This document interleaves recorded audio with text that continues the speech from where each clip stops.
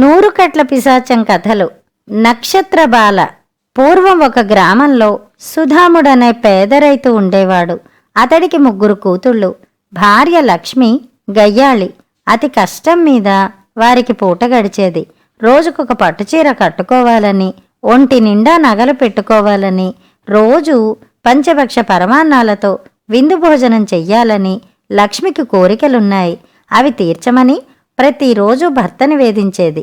అందువల్ల సుధాముడికి ఇల్లు నరకంలా అనిపించేది.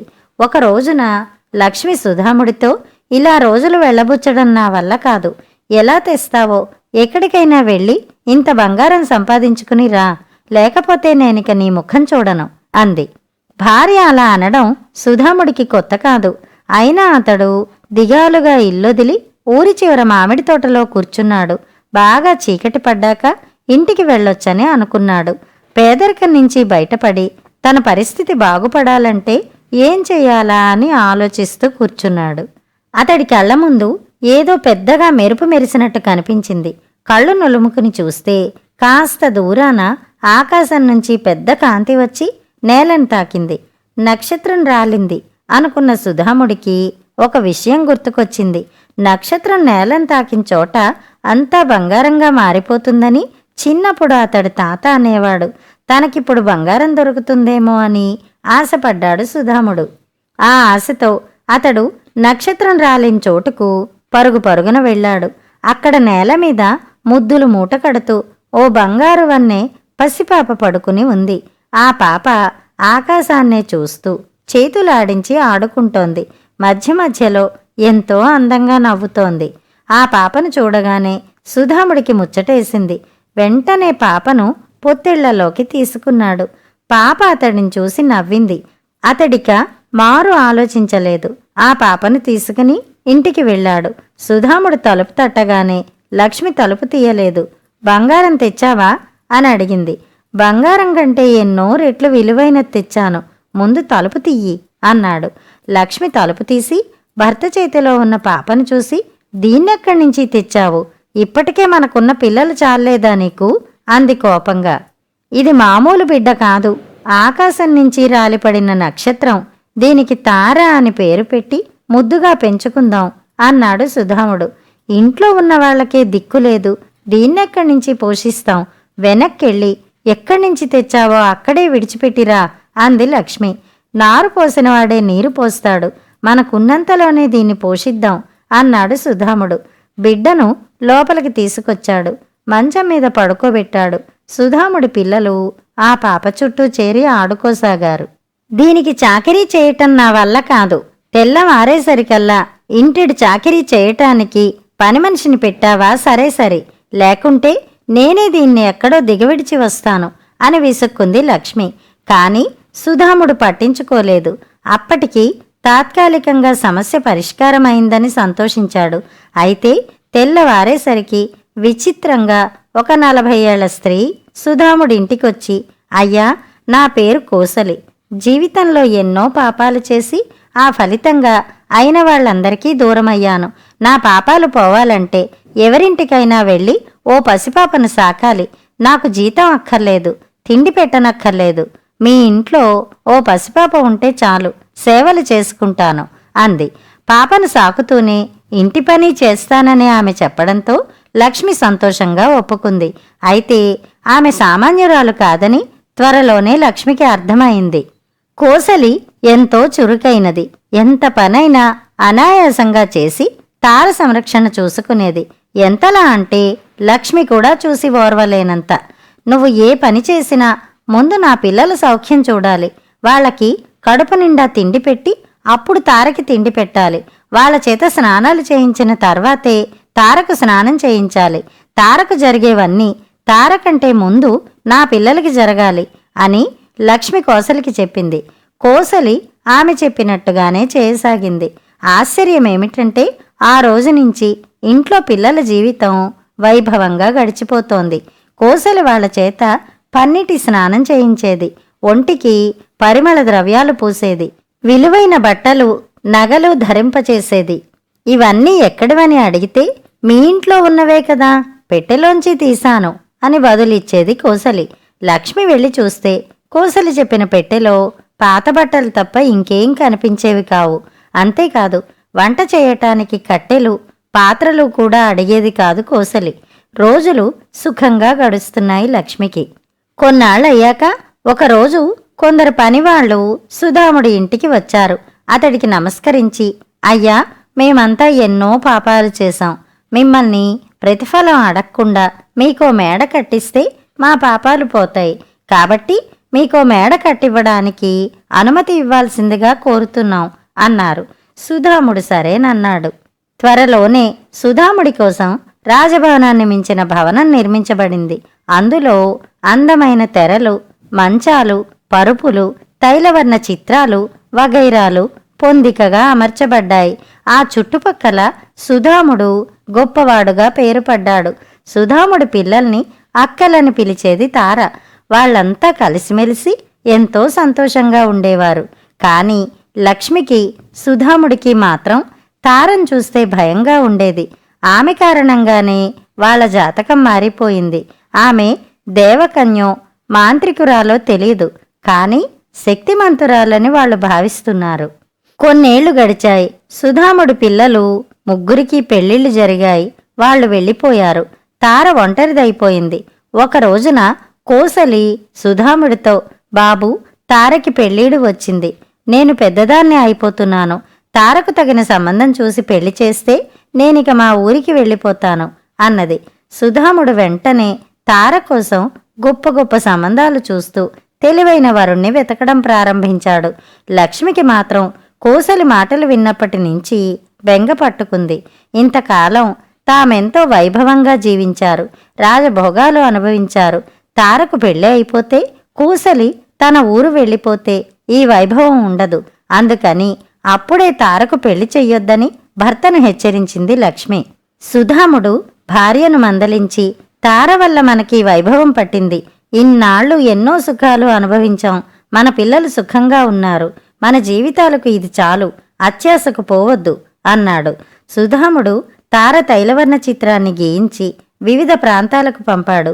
ఆమె అందం చూసి ఎక్కడెక్కడి యువకులు సుధాముడి గ్రామానికి రాసాగారు. వారి రాక తెలియగానే లక్ష్మి వారిని కలుసుకుని తారకు పైకి కనిపించని క్షయవ్యాధి ఉన్నదని చెప్పేది. దానితో వచ్చిన వాళ్ళు హడలిపోయి వచ్చిన దారినే వెనక్కు వెళ్ళిపోయేవారు. అందమైన తారకు పెళ్లి కావటమే గగనమైపోయింది. తారకు మంచివరుడు ఎందుకు దొరకడం లేదో అర్థం కాక సతమతమయ్యాడు సుధాముడు. అతడు రోజూ తారతో, నీ వల్ల నాకెంతో వైభవం పట్టింది. అందుకు బదులుగా కనీసం నీకు పెళ్లి కూడా చేయలేకపోతున్నాను అని చెప్పి బాధపడేవాడు. తార నవ్వి, నాన్న, నాకు పెళ్లి వద్దు. నేను ఈ ఇంట్లోనే మీతో ఉండిపోతాను అనేది. అలా కొన్నాళ్లు గడిచేసరికి ఒకరోజు ఇంట్లో తిరుగుతూ తిరుగుతూ తార కళ్ళు తిరిగి పడిపోయింది. సుధాముడు కంగారు పడి వెంటనే వైద్యుణ్ణి పిలిపించాడు. వైద్యుడు తారను పరీక్షించి, ఈమెలో కనిపించని క్షయవ్యాధి ఉంది. వైద్యశాస్త్రంలో దీనికి ఇంకా ఏ మందు కనిపెట్టలేదు. ఈమె ఎంతో కాలం బ్రతకదు అని చెప్పి వెళ్ళిపోయాడు. సుధాముడు హతాశుడైపోయాడు. అతడు తార వద్దనే కూర్చుని ఏడుపు ప్రారంభించాడు. తార అతన్ని ఓదార్చి, జీవితాలు ఎవరికీ శాశ్వతం కావు. నేను చనిపోతున్నానని నాకు బెంగలేదు. కానీ తెలిసి తెలిసి నేనే పాపం చేయలేదు. మరి దేవుడు నాకింత ఘోర శిక్ష ఎందుకు విధించాడో అర్థం కాదు. ఒకవేళ తెలియక నేనేదైనా పాపం చేసి ఉంటే అదేమిటో తెలుసుకోవాలనుంది. మీరు ఏ సాధువునైనా మన ఇంటికి రప్పించి నా వ్యాధికి కారణం తెలుసుకోండి. బతికుండగానే ప్రాయశ్చితం చేసుకునేందుకు ప్రయత్నిస్తాను అని తండ్రిని కోరింది తార. ఆ రోజు నుంచి సుధాముడు కనిపించిన సాధువును ఇంటికి తీసుకొచ్చేవాడు. అంతా తారను దీవించిన వారే. కాని ఆమె వెనకున్న వ్యాధి గురించి గాని ఆమె పూర్వజన్మ పాపం ఏమిటో తెలుసుకుని చెప్పిన వారు లేరు. ఒక రోజున ఒక సాధువు వచ్చాడు. పాపం, ఈ చిన్నది తాను చేయని తప్పుకు ఒక భయంకరమైన వ్యాధితో బాధపడుతోంది అన్నాడు. సుధాముడు వెంటనే, స్వామి, ఈమె వ్యాధికి కారణం ఏమిటో తమరు చెప్పగలరా అని అడిగాడు. పిల్లల విషయంలో తల్లి ఏమి కోరుకుంటే అదే జరుగుతుంది. ఈమె పెంపుడు తల్లి కోరికపై ఈ చిన్నదానికి ఈ వ్యాధి వచ్చింది అన్నాడు సాధువు. లక్ష్మి కంగారుగా, నేనెప్పుడూ అలా కోరుకోలేదు అని బుకాయించింది. నీవు కోరుకోలేదు, కానీ నీ కూతురు కలకాలం నీ ఇంట్లోనే ఉండిపోవాలన్న ఉద్దేశంతో ఆమెకు కనిపించని క్షయవ్యాధి ఉన్నదని అబద్ధం చెప్పావు నువ్వు. ఆ అబద్ధమే నిజమై నీ కూతుర్ని నీకు దూరం చేస్తోంది. దేవుడు మితిమీరిన స్వార్థం భరించలేడు. నీ కూతురు నీకిచ్చిన వైభవానికి కృతజ్ఞత చూపించాల్సింది పోయి ఓ ఘోరమైన అబద్ధం చెప్పి ఆమెకు పెళ్లి కాకుండా చేశావు. ఈ జబ్బుతో ఈమె త్వరలోనే చనిపోతుంది. నీ వైభవం తొలగిపోతుంది అన్నాడు సాధువు. లక్ష్మి సాధువు కాళ్ల మీద పడి, స్వామి, నా వల్ల పెద్ద తప్పే జరిగింది. ప్రాయశ్చిత్తంగా మీరేం చెప్పినా చేస్తాను. నా తప్పు దిద్దుకునే అవకాశం ఇవ్వండి అని వేడుకుంది. చేతులు కాలాక ఆకులు పట్టుకుని లాభం లేదు అని సాధువు అక్కడి నుంచి వెళ్ళిపోయాడు. ఆ తర్వాత 2 రోజులకే తార చనిపోయింది. అప్పుడు కోసలి, నేనొచ్చిన పని అయిపోయింది. నీకిప్పుడున్న వైభవం ఎన్నాళ్ళో ఉండదు. అటుపైన నీకు ఏ భయంకర వ్యాధి అయినా వస్తే రావచ్చు. దానికి తగిన మందు నీ పాత పెట్టెలో ఉంటుంది, తీసి వాడుకో అని చెప్పి వెళ్ళిపోయింది. సుధాముడు, లక్ష్మి ఒంటరివాళ్లు అయిపోయారు. కోసలి వెళ్ళిపోయిన కొన్నాళ్లకు కొందరు పనివాళ్లు వచ్చారు. సుధాముడి అనుమతితో నిమిత్తం లేకుండా వాళ్ల రాజభవనాన్ని పడగొట్టి ఆ స్థానంలో చిన్న ఇల్లు కట్టి వెళ్ళిపోయారు. దాంతో సుధాముడి ఇంట తార అడుగుపెట్టక మునుపు ఏ ఏ వస్తువులుండేవో అవే వాళ్లకి మిగిలాయి. ఇలా ఉండగా ఒకరోజు కళ్ళు తిరిగి పడిపోయింది లక్ష్మి. వైద్యుడొచ్చి చూసి ఆమెకి కనిపించని క్షయవ్యాధి వచ్చిందని, ఎంతో కాలం బ్రతకదని చెప్పి వెళ్ళిపోయాడు. అప్పుడు లక్ష్మికి కోసలి చెప్పిన మాట గుర్తుకొచ్చి పాత పెట్టె తెరిచి చూసింది. అందులో కొన్ని పాత బట్టల మధ్య ఒక ఉత్తరం ఉంది. అందులో ఇలా రాసి ఉంది: తార ఏ ఇంట ఉంటే ఆ ఇంట సకల సంపదలు విలసిల్లుతాయి. ఆమెను సేవించేవారికి అనుకున్నదయ్యే సంకల్ప సిద్ధి లభిస్తుంది. అయితే ఆమె కారణ జన్మురాలు. ఆమె నక్షత్రబాలగా అవతరించడానికి ఒక పరమార్థం ఉంది. ఆమెను పెంచిన వారు మనస్ఫూర్తిగా అభిమానించి పెంచి పెద్దదాన్ని చేసి ఓ ఇంటిదాన్ని చేసే వరకు ఆమె వరుసగా జన్మలెత్తుతూనే ఉంటుంది. మీకు దొరకడానికి ముందు తార నక్షత్రబాలగా మాకు దొరికింది. ఆమె వల్ల ఎంతో వైభవ జీవితం లభించినా నేను నీకులాగే తార పెళ్లి విషయంలో స్వార్థపూరితంగా వ్యవహరించాను. దాంతో ఆమె నా ఇంట అవతారం చాలించి మళ్ళీ నీ ఇంట వెలిసింది. నువ్వు స్వార్థం చూపించావు. ఇక్కడ నువ్వు స్వార్థబుద్ధితో ఆమెకు పెళ్లి కాకుండా చేశావు. ఇక్కడ అవతారం చాలించి ఇప్పుడు శ్రీపురంలో ఓ పేద రైతుకు నక్షత్రబాలగా దొరికింది. నీకు పాప పరిహారం జరగాలంటే ఈరోజే బయలుదేరి శ్రీపురం వెళ్ళు. ఆ పేద రైతు ఇంటికి వెళ్ళి నాకులాగే ఆమెను సేవించుకో. ఆమె ఓ ఇంటిదైనా కావాలి, తనువైనా చాలించాలి. అంతవరకు నీ కథ ఎవరికీ చెప్పకూడదు. అక్కడున్నంతకాలం నీ వాళ్ళు ఎవ్వరూ నిన్ను చూడకూడదు. అలా జరిగినంతకాలం నీ వ్యాధి నిన్ను బాధించదు.